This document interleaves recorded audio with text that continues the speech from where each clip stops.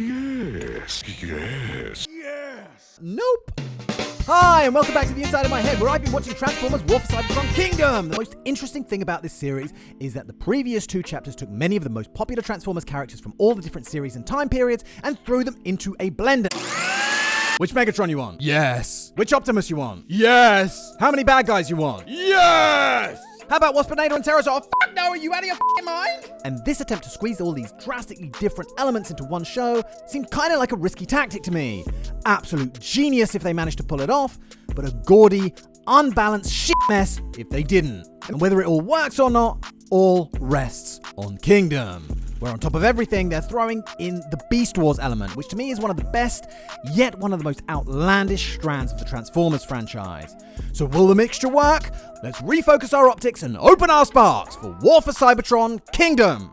Mr. Normal Person is completely normal. Aside from the fact that Transformers was possibly my favorite cartoon as a kid, it's one of the first videos that I did on this channel that got any traction. I think I had 8 subscribers when I put that video out back in December, so I would love it if you put a like on this video and help me round out that circle in a really nice way. Anyway, in that video I talked about how Earthrise took a completely unexpected turn where the Autobots and Decepticons got pulled into the dead universe, a space without any life or stars, occupied only by Skylynx. It was at this point that what had started out in Siege as a dark, gritty affair centering on the Cybertronian War where all the Autobots were about to be overwhelmed by the Decepticons when Optimus threw the Allspark into a space bridge to stop Megatron turning it into a weapon and purging Cybertron of Autobots, evolved in a way that I had not seen coming. It was a strange shift in direction when Earthrise saw an encounter with Scorponok on a space station end up blasting the Ark into the dead universe, which is where things got really trippy. They met Skylynx, who had been banished there by Alpha Trion, and in short, we saw Optimus looking over at his own dead body in the scene from the 1983 movie,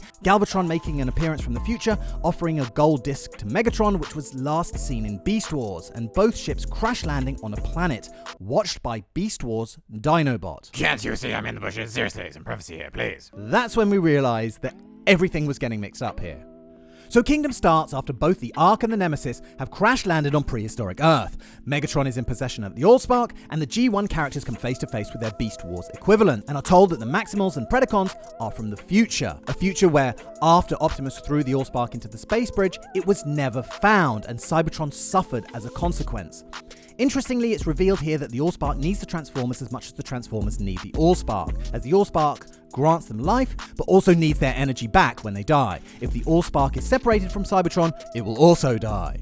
Anyway, we find out that the gold disc is a roadmap of the future to come, and Megatron can use it to win every battle from now on. As in Beast Wars, Dinobot flips sides to the Maximals in an admittedly amazing scene. But honestly, I was kind of pissed off that my favorite character was bumped off so quickly, but at least he had a good send-off. And his death was extra meaningful because he gave his life to return the matrix of leadership to its rightful bearer, Optimus Prime, and give the good guys some hope in this so far very one-sided battle. So the Matrix leads Optimus to a temple where he is overpowered by Megatron but is saved by Optimus Primal before he has a vision of Elita 1 where he is told that he must surrender to Megatron as it's the only way to break the cycle of war. So Megatron yoinks the Matrix and does a runner for the temple, but the Allspark only shows him the death and ruin of his people before dropping him into a hole. I don't know. Seriously though, where does the hole go? Does it like send him down a chute and fire him out the back of the building or what? The Matrix is returned to Prime where he sees a multitude of sparks, the life force, like the spirit of the Transformers, rejoining the spark and re-energizing. It's a beautiful scene, one that reminded me of Optimus's final scene in Transformers Prime where he rejoins the Allspark and dies, which nearly had me crying like a baby. Anyway, now that Optimus has the Allspark, the Autobots try and fail to launch the crashed Ark. Starscream finds out that Galvatron and Megatron are the same person. Not person, but you know what I mean.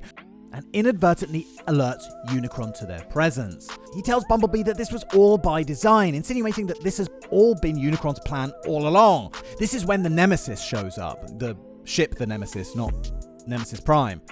And opens fire on the Ark. And fearing that the Allspark will be destroyed, the Maximals take the fight to the Decepticons. And seeing Optimus Primal yell maximize and jetpack his way into the air, chopping down a Decepticon with his curved saws, really gave me goose pimples. It was really awesome.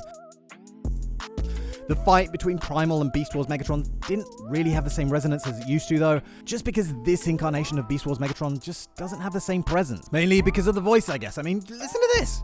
Did you really think you could stand against the fury of both Megatrons? Both Megatrons! Seeing Gen 1 Megatron pick up Rhinox and lift him over his head, like Rhinox being the biggest and bulkiest of all the Maximals, was an awesome reminder of how strong G1 Megatron is. And interestingly enough, there's a whole army of Beast Wars Scorponoks now, which is weird because I really wanted to see Waspinator in there and found his mission kinda strange, as he was one of the core team of original Predacons. I understand why they didn't include characters like Rampage or that mad Inferno, but Waspinator and Pterosaur, even though these two were kind of dum-dums in the original series, who many would probably find annoying, I would rather have seen them than Black Arachnia, who I'm just kind of like a little bit meh about. Or especially if you have a scene where there's like 30 Scorponoks, why wouldn't you make a couple of them Wasps, you know? Just give us a break. Anyway, this battle concludes with the appearance of Teletran 1, which is the robot version of the Ark the Autobots have been traveling in.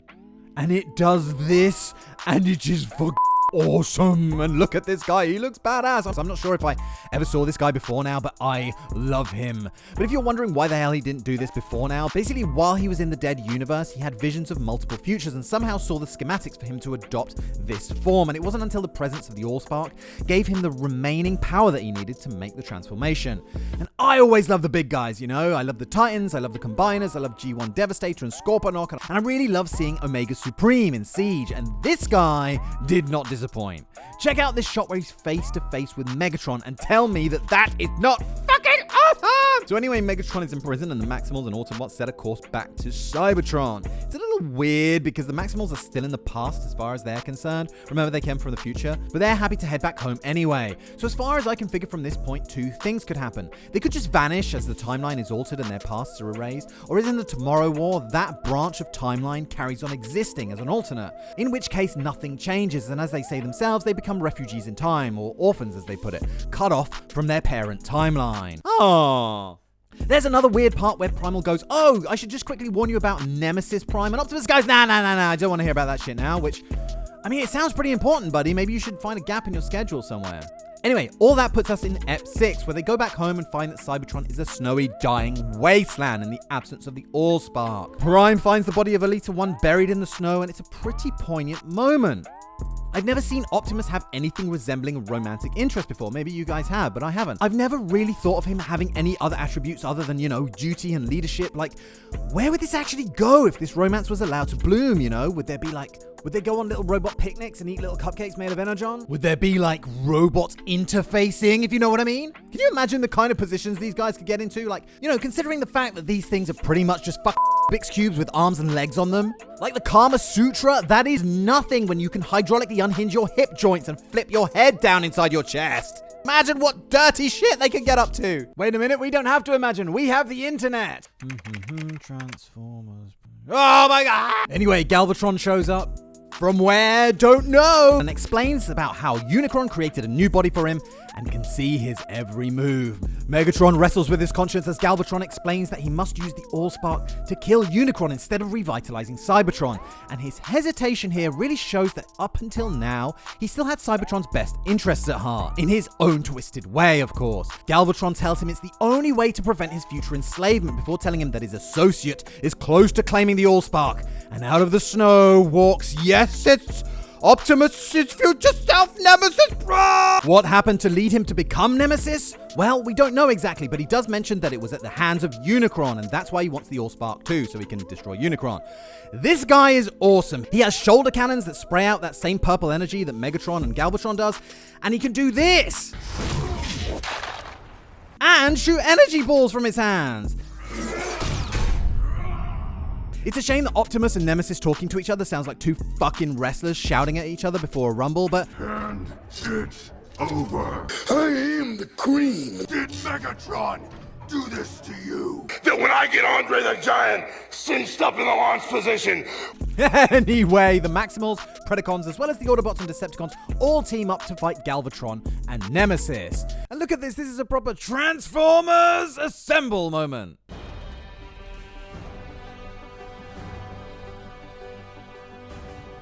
As well as Megatron himself.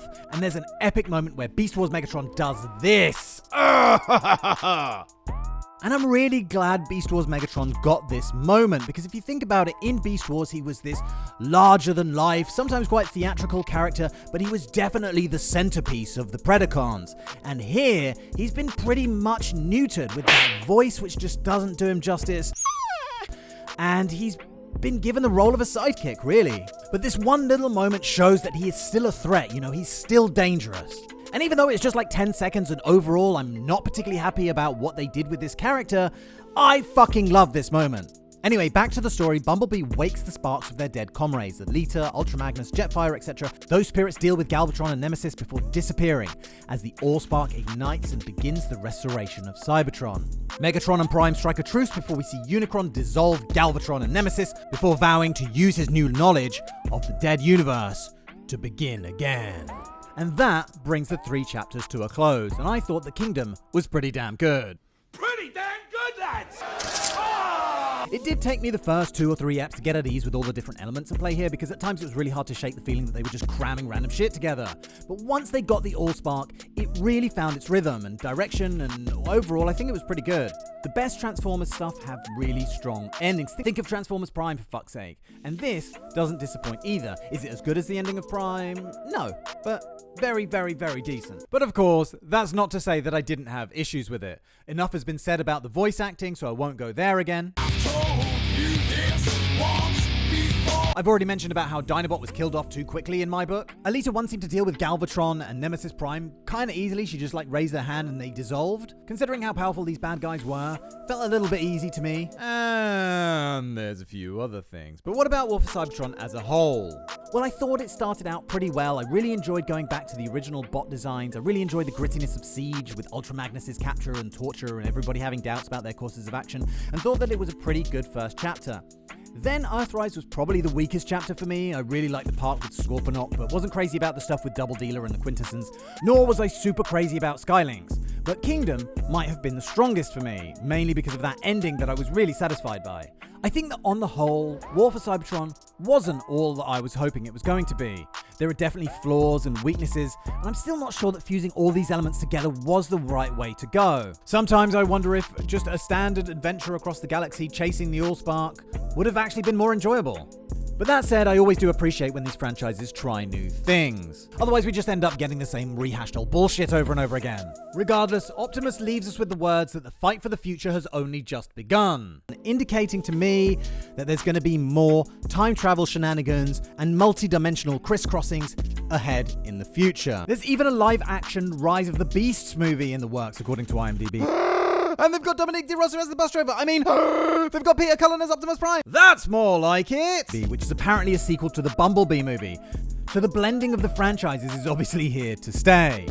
So guys, I really liked Kingdom. Let me know what you thought in the comments down below. Hit like, subscribe if you aren't already, and all the usual jazz. But now, the time has come for me to take my meds, so kindly, please get out of my head, and I will see you very soon for the next one. Thank you very much. Cheerio, bye!